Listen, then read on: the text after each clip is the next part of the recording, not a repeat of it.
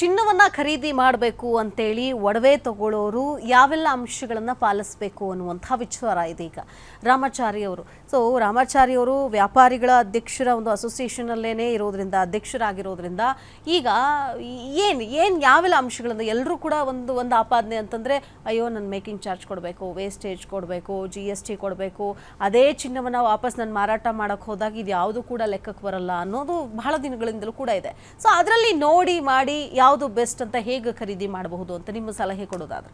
ನೋಡಿ, ಪ್ರಪಂಚದಲ್ಲಿ ನೀವು ಬೇರೆ ಯಾವುದೇ ವಸ್ತುಗಳನ್ನು ತಗೊಂಡ್ರೆ ಜಮೀನು ಭೂಮಿ ಒಂದು ಬಿಟ್ಟು ಈ ಒಂದು ಎಲೆಕ್ಟ್ರಾನಿಕ್ ಮೊಬೈಲು ಇದು 1 ಲಕ್ಷ ರೂಪಾಯಿ ಕೊಟ್ಟು ತಗೋತೀರಾ, ನೀವು ಮಾರಕ್ಕೆ ಹೋದ್ರೆ 10,000 ಬರ್ತದೆ.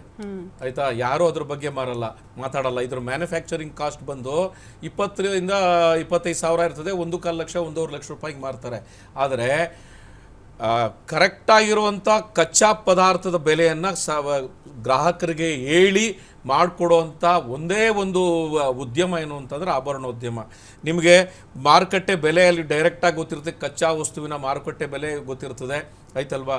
ಇವತ್ತು ವೇಸ್ಟೇಜ್ ಏನಪ್ಪ ಅಂತಂದರೆ ಆಭರಣ ತಯಾರು ಮಾಡಬೇಕಾದಾಗ ಉಜ್ಜುತ್ತೀವಿ, ಅದನ್ನು ಕರಗಿಸ್ತೀವಿ, ಅವಾಗೆಲ್ಲ ಏನಾಗುತ್ತೆ, ಒಂದಷ್ಟು ವಾತಾವರಣದಲ್ಲಿ ಚಿನ್ನ ಬೆರ್ತೋಗ್ಬಿಡ್ತದೆ, ಸಣ್ಣ ಸಣ್ಣ ಕಣಗಳಾಗಿ ಹೋಗ್ಬಿಡ್ತವೆ, ಕೆಲವು ಮಿಲಿಗಳಾಗ್ತವೆ.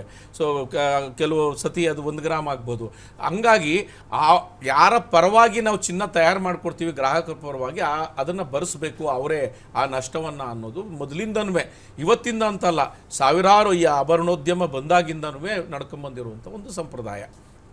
ಜೊತೆಗೆ ಈಗ ಮೇಕಿಂಗ್ ಚಾರ್ಜು ಟೆಕ್ನಾಲಜಿ ಎಲ್ಲ ಬಂದಿರೋದ್ರಿಂದ ಈ ಮಾರುಕಟ್ಟೆಯಲ್ಲಿ ಇರೋ ಪೈಪೋಟಿಯಿಂದ ಕೆಲವರು ವೇರಿಯೇಷನ್ಸ್ಗಳನ್ನ ಮಾಡ್ತಾ ಹೋಗ್ತಾರೆ. ನಾನು ಒಂದು ಪ್ರಶ್ನೆ ಇದಕ್ಕೆ ಪೂರಕವಾಗಿ ಏನು ಅಂತಂದ್ರೆ, ಮೇಕಿಂಗ್ ಚಾರ್ಜು ಗೋಲ್ಡು 1 ಲಕ್ಷ ಇದ್ದಾಗಲೂ ಅಂದರೆ 10,000 10 ಗ್ರಾಮ್ಗೆ ಇದ್ದಾಗಲೂ ಒಂದೇ ಅಷ್ಟೇ ಪರ್ಸೆಂಟು, ಅಥವಾ ಅದು ನೆಕ್ಸ್ಟ್ ಈಗ 1,24,000 ಆದಾಗೂ ಕೂಡ ಅಷ್ಟೇ ಪರ್ಸೆಂಟ್ ಇರುತ್ತೆ, ಅದ್ರಲ್ಲಿ ಏನೋ ಬದಲಾವಣೆ ಇರೋದಿಲ್ವಾ? ಅದು ಹೆಂಗೆ? ಅದೊಂದು ಚೂರು ಬಿಡಿಸಿ ಹೇಳ್ತೀರಾ? ಅಲ್ಲ ನೋಡಿ, ವೇಸ್ಟೇಜ್ ಬೇರೆ, ಮೇಕಿಂಗ್ ಚಾರ್ಜ್ ಬೇರೆ. ಮೇಕಿಂಗ್ ಚಾರ್ಜ್ ಒಂದು ಕಾನ್ಸ್ಟೆಂಟ್ ಆಗಿರ್ತದೆ.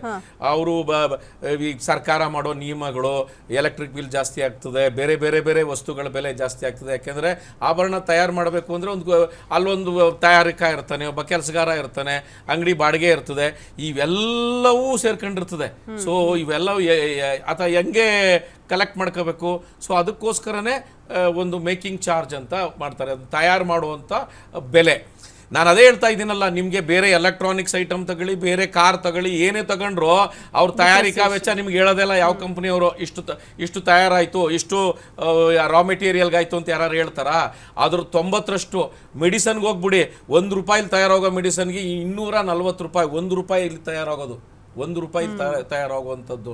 ಸೊ ಈ ರೀತಿ ದೊಡ್ಡ ಬೇರೆ ಬೇರೆ ಉದ್ಯಮಗಳು ಗ್ರಾಹಕರಿಗೆ ಕಣ್ಣು ಮುಚ್ಚಾಲೆ ಮಾಡಿ ಹೆಚ್ಚು ಲಾಭ ಗಳಿಸ್ತಾವ್ರೆ. ಆದರೆ ಆಭರಣೋದ್ಯಮದಲ್ಲಿ ಆ ರೀತಿ ಅಲ್ಲ, ಎಲ್ಲವೂ ಓಪನ್. ಪ್ರತಿಯೊಂದು ಜನ ಪ್ರಶ್ನೆ ಮಾಡ್ತಾರೆ, ಕ್ವಾಲಿಟಿ ಪ್ರಶ್ನೆ ಮಾಡ್ತಾರೆ. ಇವತ್ತು ಮೊದಲಾಗಿದ್ದರೆ ಅಷ್ಟೊಂದು ಗೊತ್ತಾಗ್ತಾ ಇರಲಿಲ್ಲ, ಯಾರೋ ಹತ್ರ ತಗೋತಾ ಇದ್ರು 916 ಅಂತಿದ್ರು. ಇವತ್ತು ಹಾಲ್ಮಾರ್ಕ್ ಬಂದಿದೆ, HUID ನಂಬರ್ ಬಂದಿದೆ. ಪ್ರತಿ ವಾಹನಕ್ಕೆ ಒಂದು ಪ್ರತ್ಯೇಕವಾದ ನಂಬರು ಇಡೀ ದೇಶಾದ್ಯಂತ ಹೆಂಗಿರ್ತದೋ, ಪ್ರತಿಯೊಂದು ಆಭರಣಕ್ಕೂ 2 ಗ್ರಾಮ್ ಮೇಲಿನ ಒಂದು ಆಭರಣಕ್ಕೆ HUID ನಂಬರ್ ಇರ್ತದೆ. ನೀವು ನಂಬರು ಇಡೀ ಭಾರತದಲ್ಲಿ ಬೇರೆ ಯಾವುದೇ ಆಭರಣಕ್ಕೂ ಹಾಕಂಗಿಲ್ಲ.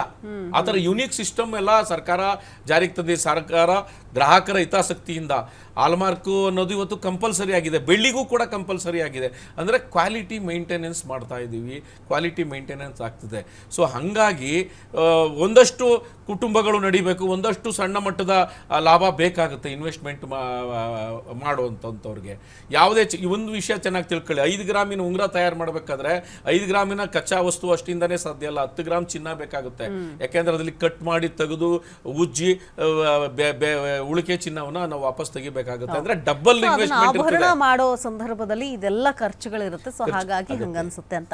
ಈಗ ಚಿನ್ನದ ಜೊತೆಗೆ ಬೆಳ್ಳಿ ಮೇಲೆ ಕೂಡ ಹೂಡಿಕೆ ಮಾಡೋರು ಇರ್ತಾರೆ. ಯಾಕಂತಂದ್ರೆ ಬೆಳ್ಳಿ ಬೆಲೆ ಕೂಡ ಹಂಗೆ ಜಾಸ್ತಿ ಆಗ್ತಾನೆ ಇದೆ, ಕಾಲಕ್ಕೆ ತಕ್ಕಂಗೆ.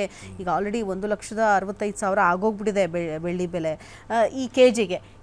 ಈ ಬೆಳ್ಳಿ ಮೇಲೆ ಇನ್ವೆಸ್ಟ್ ಮಾಡೋರು ಏನೆಲ್ಲ ಗಮನಿಸಬೇಕು? ಹೆಂಗೆ ಇದು ಇನ್ನೂ ಜಾಸ್ತಿ ಆಗುತ್ತೆ ಬೆಳ್ಳಿ? ನೋಡಿ, ಚಿನ್ನ ಮತ್ತು ಬೆಳ್ಳಿ ಅಂತಂದ್ರೆ ಎಲ್ಲಾ ವಸ್ತುಗಳ ಮೇಲೂ ಕೂಡ ಬೆಳ್ಳಿಯ ಬಳಕೆಗಳು ಆಗ್ತಾ ಇದೆ. ಯಾಕಂತಂದ್ರೆ ನೋಡಿ, ಅಲ್ಲಲ್ಲ ಇದೇ ವಿಚಾರಕ್ಕೆ ಅಂದ್ರೆ ಸೋಲಾರ್ ಪ್ಯಾನಲ್ ಆಗಿರ್ಬೋದು, ಎಲೆಕ್ಟ್ರಿಕ್ ಗಾಡಿ ಆಗಿರ್ಬೋದು, ಆಮೇಲೆ ಕೈಗಾರಿಕೆಗಳಲ್ಲೂ ಕೂಡ ಬೆಳ್ಳಿಯ ಬಳಕೆ ಆಗ್ತಾ ಇದೆ. ಸೊ ಹಾಗಾಗಿ ಡಿಮ್ಯಾಂಡ್ ಇನ್ನೂ ಜಾಸ್ತಿ ಆಗ್ತಾ ಇದೆ. ಸೊ ನಮ್ಮ ಹತ್ರ ಇರುವಂತಹ ಸಪ್ಲೈ ಕೂಡ ಕಡಿಮೆ ಇದೆ ಅನ್ನೋದಾ ಹೇಗೆ ಅಂತ? ಮೇಯ್ನ್ ಆಗಿ ನಿಮಗೆ ಕಮ್ಯುನಿಕೇಷನ್ ಸಂವಹನ ಮಾಡಬೇಕು ಅಂತಂತಂದ್ರೆ ಒಂದು ಚಿನ್ನ ಬೇಕು, ಇನ್ನೊಂದು ಬೆಳ್ಳಿ ಬೇಕು. ನಿಮ್ಮ ಸಿಮ್ ಕಾರ್ಡಲ್ಲೂ ಕೂಡ 1 ಮಿಲಿ ಚಿನ್ನ ಇರ್ತದೆ. ಚಿನ್ನ ಇಲ್ಲದೆ ಹೋದ್ರೆ ಅನಾಲಾಗ್ನ ಡಿಜಿಟಲ್ ಆಗಿ ಅನಾಲಾಗ್ ಆಗಿ ಕನ್ವರ್ಟ್ ಮಾಡೋಕ್ಕೆ ಆಗಲ್ಲ. ಅದು ಚಿನ್ನಕ್ಕೆ ಹಲವಾರು ವೈಶಿಷ್ಟ್ಯವಾದಂಥ ವೈಜ್ಞಾನಿಕ ಗುಣಗಳಿವೆ. ಹಾಗಾಗಿ ಚಿನ್ನದ ಬಳಕೆ ಔಷಧಿಲಿ ಬಳಸ್ತೀವಿ. ಇವತ್ತು ಸ್ಯಾಟಲೈಟ್ ಏನೆಲ್ಲ ನೀವು ಕಮ್ಯುನಿಕೇಷನ್ಸು, ಮಾಸ್ ಕಮ್ಯುನಿಕೇಷನ್ಸು ಏನೇ ಇದ್ರೂ ಕೂಡ ಚಿನ್ನ ಬೇಕು. ಜೊತೆಗೆ ಚಿನ್ನ ಜಾಸ್ತಿ ಬೆಲೆ ಇರೋದ್ರಿಂದ ಅದಕ್ಕೆ ಪರ್ಯಾಯವಾಗಿ ಬೆಳ್ಳಿಯನ್ನು ಬಳಸ್ತೀವಿ. ನೀವು ಯಾವುದೇ ಸರ್ಕ್ಯೂಟ್ ನೋಡಿ, ಅಲ್ಲಿ gold is good conductor of electricity and heat. ಅದ ನಂತರ ಸಿಲ್ವರ್ ಬರ್ತದೆ. ಸೊ ಸಿಲ್ವರ್ನ ಏನಕ್ಕೆ ಅಂತಂದ್ರೆ ನಾವು ಜಾಸ್ತಿ ಕೈಗಾರಿಕೆಗಳಲ್ಲಿ ಬಳಸೋದ್ರಿಂದ ಈ ಎಲ್ಲ ವಸ್ತುಗಳಲ್ಲಿ, ಎಲೆಕ್ಟ್ರಾನಿಕ್ನ ಎಲ್ಲ ವಸ್ತುಗಳಲ್ಲಿ ನೋಡಿ, ನಮ್ಮಲ್ಲೇ ಪೀಣ್ಯದಲ್ಲಿ ಒಂದು ಸಣ್ಣ ಉದ್ಯಮ ಐತೆ. ಅವರು ಬರೀ ಈ ಹಳೆ ಸಿಮ್ ಕಾರ್ಡು ಮತ್ತು ಈ ಹಳೆ ಮೊಬೈಲ್ಗಳು ಅದರ ಪ್ಯಾನಲ್ನ ತಗೊಂಡಿದ್ದಾನೆ. ಪ್ರತಿ ತಿಂಗಳು 1 ರಿಂದ 1.5 kg ಚಿನ್ನನ ರೀಸೈಕಲಿಂಗ್ ಮಾಡ್ತಾರೆ. ಇನ್ನು ಚೈನಾದಲ್ಲಿ ಇನ್ನೂ ಒಂದು ಹಂತ ಮುಂದೆ ಹೋಗಿ ಅಲ್ಲಿ ಈ ಕೆಲಸಗಾರರು ಇರುವಂಥ ಪ್ರದೇಶಗಳಲ್ಲಿ ಏನು ಅಂತಂದರೆ ಒಂದು ಪಬ್ಲಿಕ್ ಟಾಯ್ಲೆಟ್ ಇದೆ. ಅಲ್ಲಿ ಯಾರೇ ಕೆಲಸಗಾರರು ಹೋಗಿ ಯೂರಿನ್ ಮಾಡ್ತು ಅಂತಂದ್ರೆ ಅವನಿಗೆ ₹1 ಕೊಡ್ತಾರೆ. ಅಂದರೆ ಆ ಯೂರಿನ್ ಕಲೆಕ್ಟ್ ಮಾಡಿ ಅದರೊಳಗೂ ಕೂಡ ಚಿನ್ನದ ಅಂಶ ಇರ್ತದೆ. ಅಂದರೆ ಅವನು ಕೆಲಸ ಮಾಡ್ತಿದ್ದಾಗ ಅವನು ಉಸಿರಿನೊಳಗೆ ತಗೊಂಡಿರೋದು ಅದನ್ನು ಕಲೆಕ್ಟ್ ಮಾಡಿ ಅದರಲ್ಲಿ ಚಿನ್ನವನ್ನು ಬೇರ್ಪಡಿಸ್ತಾರೆ. ಸೊ ಇಷ್ಟೆಲ್ಲ ಅನುಕೂಲಗಳು ಚಿನ್ನದಲ್ಲಿ ಇದೆ. ಹಾಗಾಗಿ ಬೆಳ್ಳಿ ಕೂಡ ಇವತ್ತು ಅತಿ ಹೆಚ್ಚು ನೀವು ಎಲ್ಲ ಸ್ಯಾಟಲೈಟ್ ಪ್ರತಿಯೊಂದಕ್ಕೂ ಬೆಳ್ಳಿಯ ನಾವು ಉಪಯೋಗಿಸೋದ್ರಿಂದ ಬೆಳ್ಳಿ ಬೆಲೆ ಕೂಡ ಜಾಸ್ತಿ ಆಗುತ್ತೆ. ಅವರು ಆರ್ಥಿಕ ತಜ್ಞರು ಅದೇ ಹೇಳಿದ್ರು, ಕಡಿಮೆ ಅಂದರೆ ₹100 ರಿಂದ ₹150 ಯಾವ ಕಾರಣಕ್ಕೂ ಕೆಳಗೆ ಇಳಿತದೆ ಅನ್ನೋದು ಸಾಧ್ಯವೇ ಇಲ್ಲ. ಯಾಕೆಂದ್ರೆ ನಾನು ಹೇಳ್ತಿದ್ದೀನ, ಚಿನ್ನನ ಬೆಳೆಯಕ್ಕಾಗಲ್ಲ. ನಮ್ಮಲ್ಲಿ ಒಂದು ರಸವಿದ್ಯೆ ಅಂತ ಅಂದ್ಬಿಟ್ಟಿದ್ದಾನೆ, ಒಂದು ವಿದ್ಯೆ ಇದೆ, ಆಲ್ಕಮಿ. ಆ್ಯಕ್ಚುಲಿ ಈ ವೈಜ್ಞಾನಿಕ ಏನು ನೊಬೆಲ್ ಇಂದ ಹಿಡಿದು ಏನೇನು ಬೇಕಾದಷ್ಟು ವಿಜ್ಞಾನಿಗಳು ಬಂದವರೇ, ಲೂಯಿ ಪ್ಯಾಚರಿಂದ ಹಿಡಿದು ಎಲ್ಲರೂ ಕೂಡ ಮೂಲತಃ ಅವರೆಲ್ಲ ರಸವಿದ್ಯಾವಾದಕರೇ. ಈ ಲೋವರ್ ಮೆಟಲ್ನ ಹೈಯರ್ ಮೆಟಲ್ ಆಗಿ ಕನ್ವರ್ಟ್ ಮಾಡ್ತೀವಿ, ಸಂಶೋಧನೆ ಮಾಡ್ತಾ ಆಸಿಡ್ಗಳನ್ನ ಕಂಡುಹಿಡಿದ್ರು, ಔಷಧಿಗಳನ್ನು ಕಂಡುಹಿಡಿದ್ರು, ಟೆಕ್ನಾಲಜಿಯನ್ನು ಕಂಡುಹಿಡಿದ್ರು. ವಿದ್ಯುತ್ತನ್ನು ಕಂಡುಹಿಡಿದು ಏನಪ್ಪ ಅಂದರೆ ಮೆಟಲ್ನಲ್ಲಿ ವಿದ್ಯುತ್ತನ್ನು ಹರಿಸಿದ್ರೆ ತಾಮ್ರ ಚಿನ್ನ ಆಗ್ಬಿಡ್ತದೆ ಅನ್ನೋ ಆ ಕಲ್ಪನೆಗಳಿಂದ. ಸೊ ಎಷ್ಟು ಪ್ರಮುಖವಾಗಿದಂಥ ಸಂಶೋಧನೆಗೆ, ಮಾನವನ ಅಭಿವೃದ್ಧಿಗೆ ಚಿನ್ನದ ಮೇಲಿನ ಸಂಶೋಧನೆಗಳೇ ಕಾರಣ. ಇವತ್ತಿಗೂ ನಡೀತಾ ಇದೆ, ಇವತ್ತಿಗೂ ಕೂಡ.